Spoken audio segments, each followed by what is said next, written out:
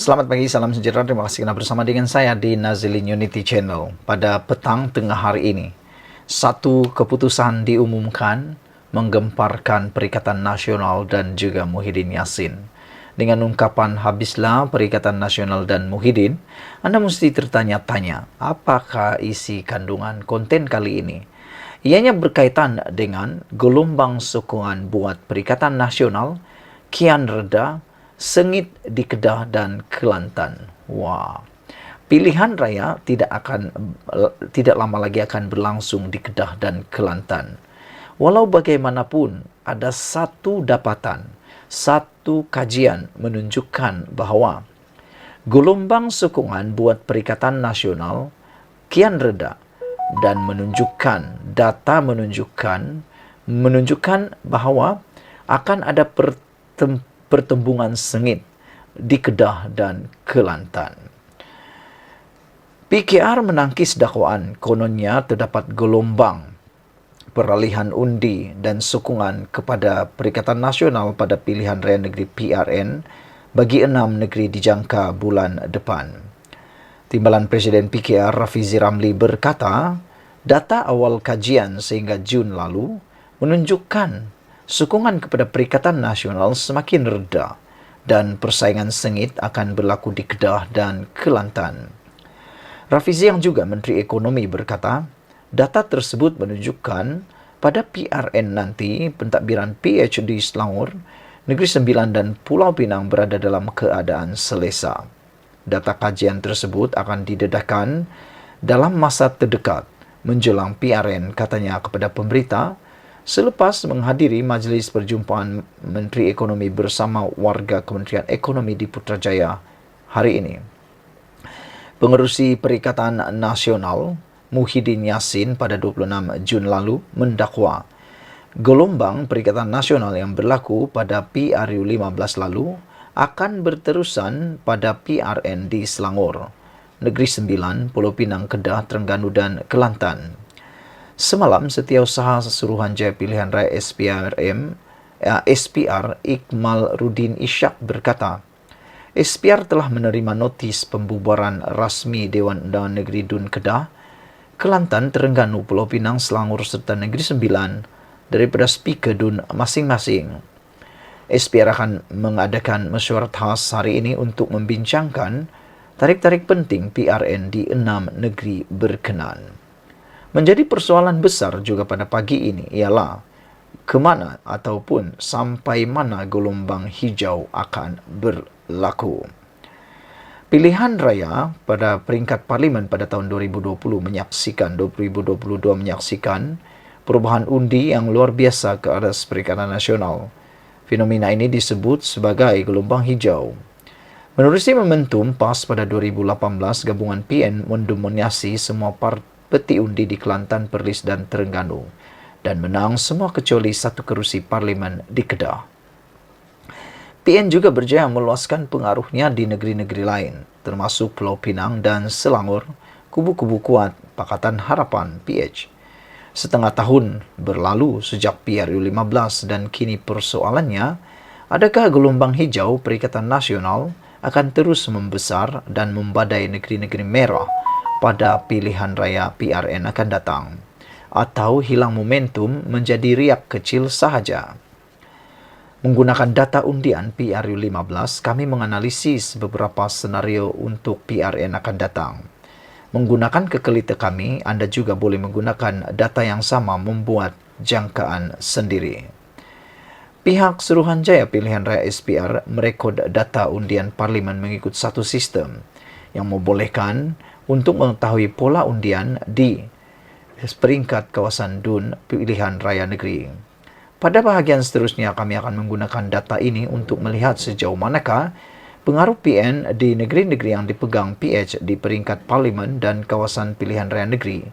Kami juga akan membincangkan senario sekiranya pilihan raya negeri telah dijalankan serentak dengan PRU 15 November 2022 dan pengundi tidak memecahkan undi. Pada PRU 15, PN berjaya meluaskan pengaruh di Selangor, memenangi 6 daripada 22 kursi parlimen di bahagian luar bandar, di utara dan barat negeri tersebut. Selebihnya dimenangi oleh Pakatan Harapan PH. Tetapi di peringkat kawasan pilihan raya negeri, data menunjukkan bahawa PN mendapat undi terbanyak di 14 kawasan. Oleh itu, jika PRN berlaku serentak pada PRU 15 pada November lalu, PN boleh merangkul 9 kerusi DUN berbanding 5 yang kini disandang gabungan itu. Sementara itu, di Pulau Pinang, PN menang 3 kerusi parlimen. 2 kerusi yang sebelum ini merupakan kubu kuat BN, Kepala Batas dan Tasik Gelugur. Satu lagi kerusi merupakan Permatang Pau yang sebelum 2022 diwakili Anwar Ibrahim dan keluarganya sejak 1982. Jika PRN dan PRU berlangsung sekali, tanpa pemecahan undi, PN mampu menangi separuh daripada kerusi DUN di Tanah Besar Pulau Pinang, manakala BN akan tinggal satu sahaja. Antara 3 negeri yang dipegang PH, gelombang hijau paling lemah di Negeri Sembilan. Di sini PN gagal meraih kerusi parlimen. Namun begitu, jumlah undi yang dimenangi PN pada 2022 di sini meningkat dengan banyak. Berbanding 2018 dengan ini, PN dapat memenangi 3 daripada 36 kerusi DUN jika PRN dan PRU berlaku serentak dan pengundi tidak memecahkan undi. Jadi, apa mungkin terjadi? 6 PRN yang akan datang berlangsung dalam senarai politik yang berbeza. Kini PN akan berdepan dengan gabungan PH dan BN. Gabungan PH dan BN berharap penyokong mereka akan tetap bersama mereka serta akan mengundi untuk sekutu mereka demi menumpaskan musuh bersama iaitu Perikatan Nasional. Menggunakan data undian terperinci yang disediakan oleh SPR, kita dapat menjangkakan jumlah kerusi yang dapat dimenangi oleh gabungan PHBN melalui sebab kekelitas seperti di bawah. Ramal sendiri keputusan pilihan raya. Peratusan keluar mengundi, ramal jumlah penyokong akan keluar mengundi dengan menggunakan. Saudara-saudara sekalian, tunjukkan sekian dulu untuk kali ini. Jumlah penurunan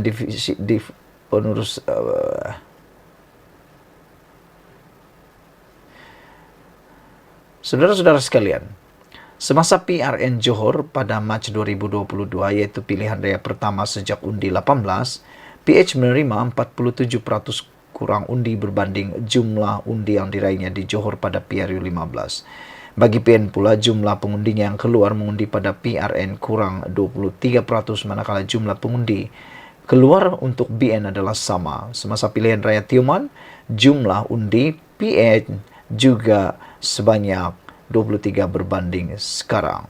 Sekian dulu untuk kali ini. Jangan lupa ikuti terus ulasan selepas ini. Apa pendapat Anda? Bye-bye. Selamat petang, selamat sejahtera. Terima kasih karena bersama dengan saya di Nazilin Unity Channel. Ini satu perkara yang paling panas yang berlaku dalam politik Malaysia menjelang PRN akan datang. Dakwaan negara berbilang bangsa bertentangan dengan perlembagaan. Dr. Mahathir menghina rakyat Sabah dan Sarawak. Wah, ini memang panas. Siapa yang menyatakannya? Siapa lagi kalau bukan pemimpin daripada Sabah sendiri, Wilfred Madius Tangau. Beliau membantah kepelbagaian bangsa dan kaum di Malaysia dikecilkan kepada Melayu Malaya semata-mata. Saudara-saudara sekalian, menurut Madius Tangau, Malaysia yang disertai Sabah dan Sarawak pada 1963 merupakan tanah bebas dan berdemokrasi, bukannya berdasarkan etnokrasi Melayu atau teokrasi Islamis, kata Wilfred Madius Tangau. Itu sebabnya Madius kata, Mahathir dakwa negara berbilang bangsa bertentangan perlembagaan sebenarnya satu penghinaan kepada rakyat Sabah dan Sarawak. Ahli Parlimen Tuaran Wilfred Madius Tangau membidas bekas Perdana Menteri Dr. Mahathir Mohamad susulan kenyataan kontroversi berkait tanah Melayu dan identiti berbilang bangsa Malaysia menyifatkannya berbaur penghinaan kepada penduduk Malaysia Timur khususnya Sabah dan Sarawak.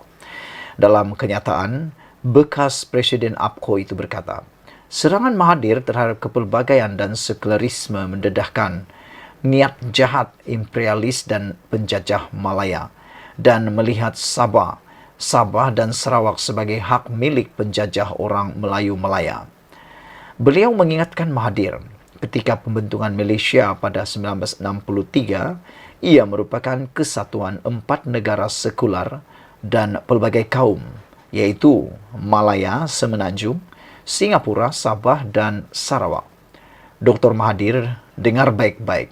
Kalau anda perlu diberi peringatan, Sabah dan Sarawak bukan hak milik penjajah dipindahkan daripada Great Britain kepada tanah Melayu, kata Madius Tangau. Kami tidak memilih menggantikan British dengan Malaysia sebagai tuan penjajah pada 1963. Andai itulah rancangan untuk menjadi lampiran kepada etnokrasi seperti mana diinginkan Dr. Mahathir, Sabah dan Sarawak tidak akan menyertai pembentukan Malaysia, kata Madius Tangau.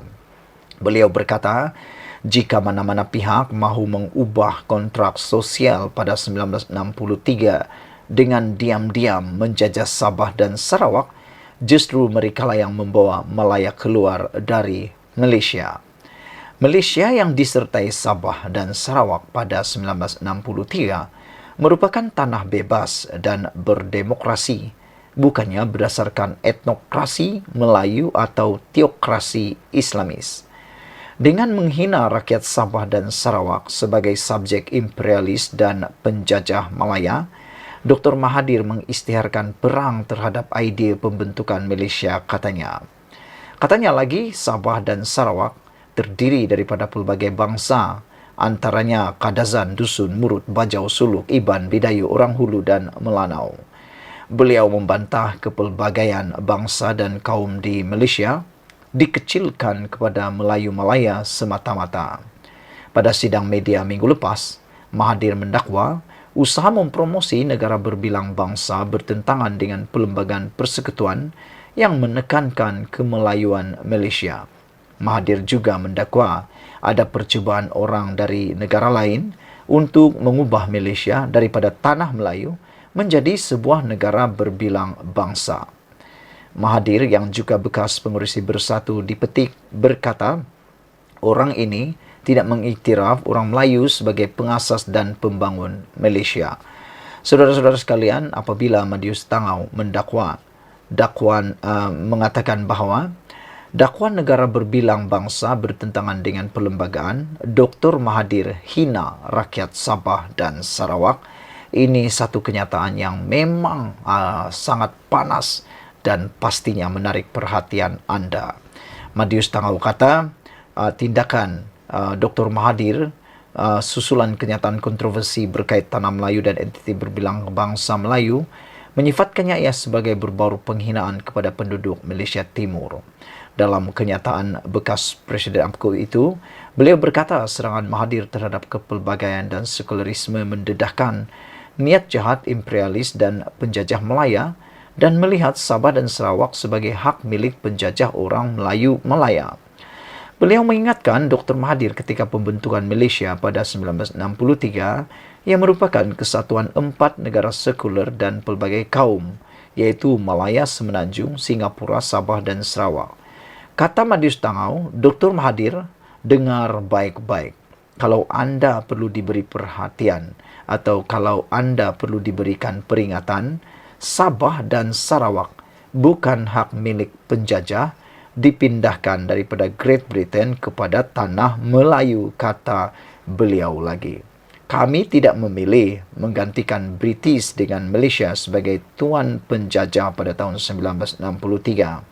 Andai itulah rancangan untuk menjadikan lampiran kepada etnokrasi seperti mana diinginkan Dr. Mahathir, Sabah dan Sarawak tidak akan menyertai pembentukan Malaysia, kata beliau lagi. Sekian dulu untuk kali ini. Jangan lupa share video ini, tinggalkan komen anda, tekan butang subscribe. Kita jumpa lagi. Bye-bye. Selamat petang, salam sejahtera. Terima kasih karena bersama dengan saya di Nazilin Unity Channel. Saudara-saudara sekalian, setelah beberapa tahun Malaysia merdeka, selepas beberapa kali Tun Mahathir Mohamad menjadi Perdana Menteri, selepas menjadi 22 tahun campur 22 bulan menjadi Perdana Menteri, akhirnya satu perkara yang benar-benar menakutkan Mahathir Mohamad diumumkan hari ini. Tak sangka langsung ini rupa-rupanya rahasia sepanjang beliau menjadi Perdana Menteri, dan mungkin ini adalah satu perkara yang amat mengejutkan Anda semua. Dan Anda boleh share kepada semua orang apabila seorang ahli politik yaitu Lim mengatakan bahawa Lim Kit Siang mengatakan pilih Mahathir adalah kesilapan Hussein On paling besar. Sampai begitu sekali dakwaan Lim Kit Siang terhadap Mahathir Mohamad. Namun, untuk mengikuti sebab mengapa Mahathir Mohamad adalah pilihan silap paling besar Hussein On, ikuti terus pembacaan dan ulasan ini. Apakah Anda juga setuju bahawa pilih Mahathir adalah kesilapan Hussein On paling besar? Menurut Lim Kit Siang, kesilapan memilih Dr. Mahathir Mohamad sebagai pemimpin nombor 2 UMNO mengubah halat 7 negara, kata pemimpin DAP itu. Serangan terbaru Dr. Mahathir Mohamad mendorong Lim Kit Siang mengenang kembali pengakuan bekas Presiden UMNO dan Perdana Menteri Hussein On mengenai kesilapan terbesarnya dalam hidup. Kesilapan penilaian ini yang mengubah halat 7 negara, menurut veteran DAP itu, telah meletakkan Dr. Mahathir di landasan kekuasaan. Perdana Menteri Malaysia yang ketiga, Tun Hussein On, memberitahu saya selepas bersaraannya pada tahun 80-an, yang kesilapan terbesar dalam hidupnya adalah menjadikan Mahathir sebagai timbalan Presiden UMNO pada tahun 1976 yang telah membolehkan Mahathir menjadi Perdana Menteri sebanyak 2 kali selama hampir suku abad, katanya. Lim berkata ini membolehkan Mahathir menjadi Perdana Menteri sebanyak 2 kali dari 1981 sehingga 2003 dan 2018 hingga 2022. Namun, perlu diingatkan, Mahathir menjadi Perdana Menteri kali kedua kerana sokongan Pakatan Harapan. Sementara itu, Lim berkata, Hussein pada ketika itu silap memilih berbanding Ghaffar Baba, Tengku Razali Hamzah dan Ghazali Safi selepas tempoh ketidaktentuan selama 6 minggu. Lim membangkitkan hal ini apabila Mahathir mendakwa mempromosikan Malaysia yang majmuk, melanggar Perlembagaan Persekutuan dan memomokkan DAP sebagai ancaman terhadap negara Melayu dan Islam. Lim juga mengulas dakwaan bekas Perdana Menteri itu bahawa DAP dengan 40 ahli parlimen mempunyai pengaruh kuat ke atas Perdana Menteri Anwar Ibrahim untuk menjadikan Malaysia sebagai sebuah negara sekular. Mahathir amat salah sama sekali. Adakah DAP yang ada 42 orang ahli parlimen selepas pilihan raya umum 2018, angka yang lebih besar berbanding dengan sekarang, mengugut Mahathir selama 22 bulan dia mengetuai Kerajaan Pakatan Harapan untuk menggantikan Islam sebagai agama rasmi negara? Semasa Mahathir bercakap di Perhimpunan Agung Pertubuhan Bangsa-Bangsa Bersatu pada bulan September 2018 dan berjanji untuk meratifikasikan perjanjian-perjanjian antarabangsa, termasuklah Konvensyen Antarabangsa untuk penghapusan segala bentuk diskriminasi perkauman AISRAD, DAP tidak tahu menahu apa-apa mengenai cadangan ini, walaupun DAP kemudiannya dijadikan sasaran untuk dipersalahkan dan dituduh sebagai kononnya anti-Melayu, anti-Islam dan anti-Raja, tampaknya pada satu kenyataan. Lim juga mengkritik Mahathir kerana seolah-olah jahil mengenai perlembagaan walaupun menjadi Perdana Menteri sebanyak 2 kali selama hampir suku abad. Perkara 3 dalam kurungan 1 menyatakan, Islam ialah agama bagi persekutuan, tetapi agama-agama lain boleh diamalkan dengan aman dan damai di mana-mana bahagian persekutuan. Tidak ada apa-apa peruntukan untuk apa-apa agama rasmi dalam perlembagaan Malaysia. Tetapi persefahaman dan toleransi golongan bukan Islam di Malaysia terhadap Islam di Malaysia adalah dalam bentuk di mana semua rakyat Malaysia sama ada Buddha, Hindu, Kristian, Sikh atau Tua tidak mempunyai bantahan untuk Islam menjadi agama rasmi di Malaysia. Perkara yang sama juga terpakai kepada DAP, katanya lagi. Lim berkata dia gagal memahami bagaimana Mahathir boleh membuat kesilapan bahawa mempromosikan Malaysia sebagai negara berbilang kaum itu bertentangan dengan perlembagaan. Adakah Mahathir mengatakan yang wawasan 2020 dengan 9 cabaran strategiknya juga bertentangan dengan perlembagaan? 3 Perdana Menteri terawal negara, Tunku Abdul Rahman, Razak Husin dan Husin On, berpegang dengan idea negara majmuk. Boleh lihat pada perkara 43 dalam kurungan 2 perlembagaan yang tidak meletakkan identiti kaum untuk siapa yang boleh menjadi Perdana Menteri. Sebaliknya mengatakan Perdana Menteri perlulah mempunyai sokongan majoriti ahli-ahli parlimen yang diundi rakyat, kata beliau lagi. Lim berkata walaupun tiada permusuhan antara kaum dan agama di Malaysia, ada pihak yang mahu mewujudkan perpecahan dengan pembohongan, kepalsuan, berita palsu dan ucapan kebencian dalam 6 pilihan raya negeri yang akan datang. Menjadi satu tragedi apabila dalam kalangan pihak ini ada seseorang individu yang pernah menjadi Perdana Menteri sebanyak 2 kali selama hampir suku abad yang telah mencipta rekod dunia dengan kehilangan deposit paling pilihan rayanya tambahnya. Pada PRU 15 lalu, Mahathir mengalami kekalahan teruk di Langkawi dan kerusi parlimen itu dirampas oleh pemimpin Bersatu Perikatan Nasional Muhammad Suhaimi Abdullah yang mendapat 13,518 undi. Saudara-saudara sekalian, dalam pilihan raya Langkawi baru-baru ini, Perikatan Nasional Muhammad Suhaimi bin Abdullah memenangi 25,463 undi, manakala Barisan Nasional Dato' Armisha Siraj Das mendapat 11,945 undi, manakala Pakatan Harapan Zabidi Yahya pula mendapat 5,417 undi. Dan yang paling mengejutkan sekali ialah Mahathir Mohamad hanya mampu mendapat undi sebanyak 4,566 undi sahaja. Manakala seorang lagi calon bebas Datuk Paduka Abdul Kadir hanya mendapat 89 undi. Sekian dulu untuk kali ini. Jangan lupa tinggalkan komen anda, tekan butang subscribe. Kita jumpa lagi. Bye-bye. Selamat petang, salam sejahtera. Terima kasih karena bersama dengan saya di Nazlin Unity Channel. Inilah kerja paling gila pernah dibuat oleh UMNO dan Barisan Nasional kalau betul-betul ini terjadi. Apa ulasan kali ini? Jangan lupa tinggalkan komen anda, tekan butang subscribe untuk mendapatkan isu-isu terkini dari channel ini. Saudara-saudara sekalian, anda pasti mengenal Luqman Adam yang kadang-kadang macam jadi jurucakap UMNO, macam jadi jurucakap Barisan Nasional pula. Kali ini, Luqman Adam tanpa segan silu mengatakan bahawa UMNO sedia tarik sokongan terhadap kerajaan perpaduan. Yang menjadi persoalan saya ialah apa yang dia kata ini dah mendapat restu daripada Zahid ke atau tidak? Atau ini hanya pendapat peribadi beliau?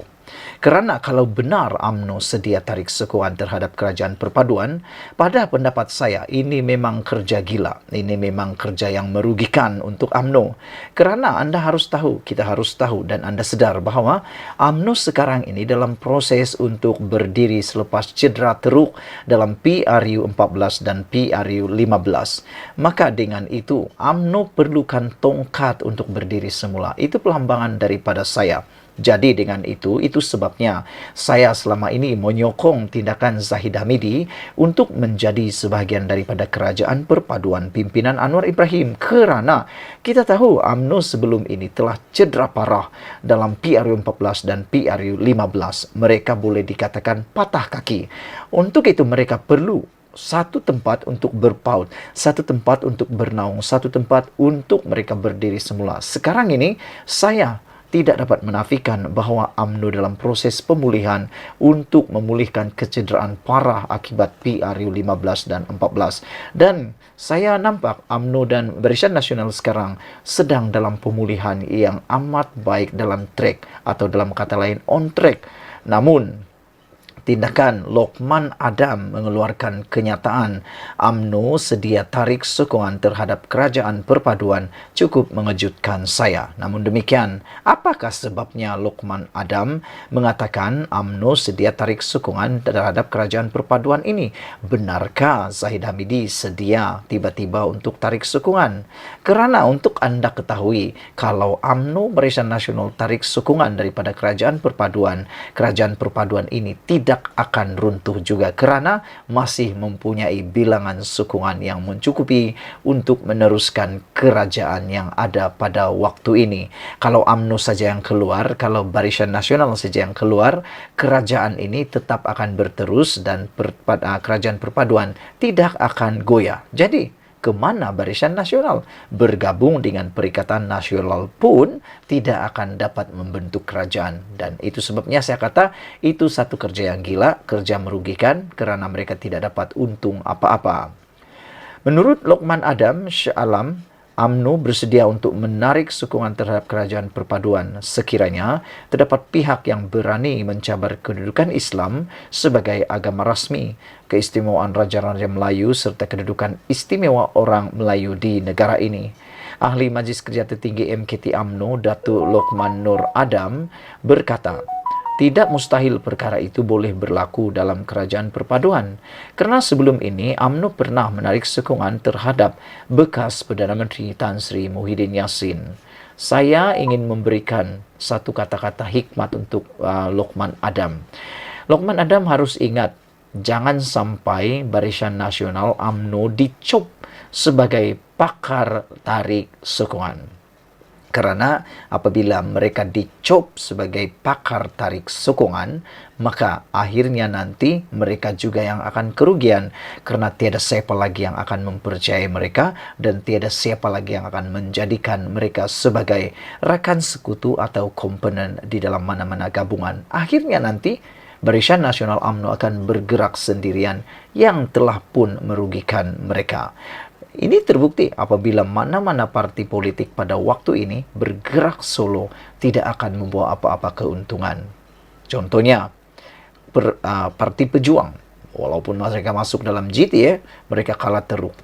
Itulah sebabnya kalau UMNO bergerak sendiri, mereka tidak akan mampu untuk bangkit semula. Katanya, selagi Barisan Nasional BN berada dalam kerajaan perpaduan, perkara-perkara tersebut akan dijaga. Tun Dr. Mahathir, Tan Sri Abdul Hadi Awang dan Muhyiddin tidak boleh kawal DAP. Tapi yakinlah dengan BN, kita boleh kawal gerakan dari sebuah parti yang ekstrim pada suatu ketika dahulu. Jadi, saya minta kepada rakan-rakan yang takut DAP kuasai kita, setakat ini, alhamdulillah, selagi BN berada dalam kerajaan, kami akan pastikan ia tidak akan berlaku, kata beliau. Lagipun mereka sudah beri jaminan akur dengan perlembagaan. Beliau berkata demikian ketika menjadi panelis pada wacana Siri, Sinar Siri 404 bertajuk Adakah Bom Jengka kedua yang disiarkan secara langsung di semua platform Sinar Harian pada Selasa.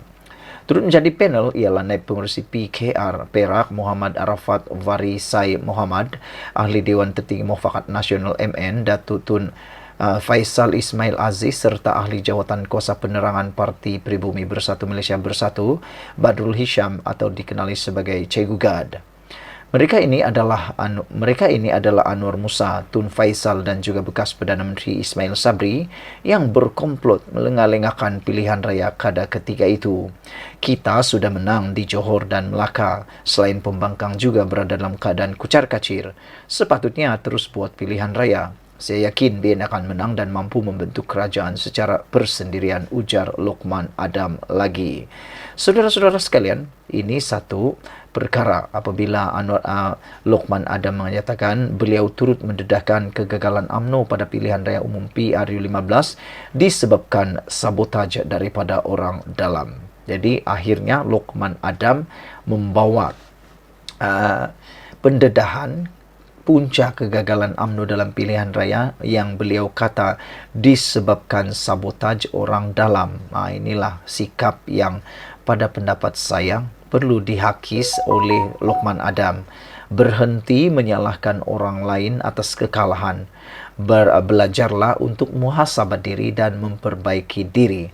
Karena sampai bila mau salahkan orang, tidak ada satu perkara pun yang boleh diperbaiki kalau asyik-asyik nak menyalahkan orang. Jadi saudara-saudara sekalian, itu sebabnya Luqman Adam mengatakan UMNO sedia tarik sukan terhadap kerajaan perpaduan, kerana Luqman kata, jika ada pihak berani mencabar kedudukan Islam dan agama sebagai agama rasmi dan keistimewaan Raja-Raja Melayu serta kedudukan istimewa orang Melayu, maka mereka tidak teragak-agak untuk menarik sokongan terhadap kerajaan perpaduan. Luqman Adam harus tahu yang cuba-cuba untuk mengaitkan perkara-perkara seperti ini bukanlah DAP, tetapi mungkin ada orang lain. Apa pendapat anda semua? Sila tinggalkan komen anda, tekan butang subscribe. Malaysia kita punya, kita jaga sama-sama, cintai Malaysiaku. Kita jumpa lagi, bye-bye. Hore, hore, hore, hore. Kita akhirnya menemui jawapan yang kita tunggu-tunggu. Kita tunggu-tunggu jawapan ini daripada Anwar Ibrahim. Kita memang suka apabila Anwar Ibrahim menjawab, menemplak apa yang didakwa oleh Mahathir Mohamad. Kita tunggu-tunggu, memang kita tunggu-tunggu dari kemarin sampailah pagi ini, sampailah ke petang ini, kita tunggu jawapan Anwar Ibrahim tentang dakwaan Mahathir. Kononnya Anwar Ibrahim ini seakan-akan boneka kepada DAP. Akhirnya yang kita tunggu-tunggu, Anwar Ibrahim nyatakan, jari Anwar Ibrahim macam ni gambar tu, saya bukan boneka sesiapa. Ini kita tunggu-tunggu, jawapan tuntas, jawapan berani, jawapan tak tangguh-tangguh, jawapan yang memalukan Mahathir semula. Apabila Mahathir mendakwa, Anwar Ibrahim seakan-akan boneka kepada DAP. Tapi Anwar Ibrahim jawab. Dia jawab Mahathir. Anwar Ibrahim kata, saya bukan boneka sesiapa. Anwar balas dakwaan Dr. Mahathir, kerajaan akur kepada DAP. Perdana Menteri Anwar Ibrahim membalas semula kenyataan yang membayangkan dia tunduk kepada mana-mana pihak. Ya, setelah Dr. Mahathir Mohamad mendakwa, kerajaan pimpinan Anwar terikat dengan DAP kerana parti itu memiliki anggota parlimen yang ramai. Ada dibahaskan kata, kita tunduk kerana dukungan parti berasaskan Cina, DAP yang menguasai kerajaan. Perdana Menteri adalah saya. Saya bukan boneka sesiapa, kata Anwar Ibrahim. Alhamdulillah, umur saya akan cecah 76 tahun. Saya tak boleh dibeli dengan wang ringgit. Kalau boleh dibeli, saya dah melencong lama dah, katanya dalam forum di Putrajaya hari ini. Saudara-saudara sekalian, apabila Anwar Ibrahim menyatakan dengan berani dan tuntasnya perkara ini, dia membidas Dr. Mahathir Mohamad hari ini yang dia mengatakan bahawa saya bukan boneka sesiapa. Ini kita tunggu-tunggu. Mahathir Mohamad harus ingat, kata Anwar Ibrahim, saya bukan boneka DAP. Dan yang menjadi jawapan persoalan atau pendapat saya ialah apabila Mahathir Mohamad mendakwa kerajaan pimpinan Anwar Ibrahim terikat dengan DAP kerana parti itu memiliki anggota parlimen yang ramai, saya tidak setuju. Kerana PKR juga memiliki kerusi yang hampir sama banyak dengan DAP. Walaupun DAP mempunyai kerusi yang banyak, tapi DAP sebenarnya tidak mempunyai asas untuk mengugut Anwar Ibrahim. Kalau DAP nak meninggalkan Anwar Ibrahim, DAP dapat apa? Itu persoalan dia. Tak ada apa-apa. Kamu ingat, nak tinggalkan kerajaan itu semudah petik jari ke?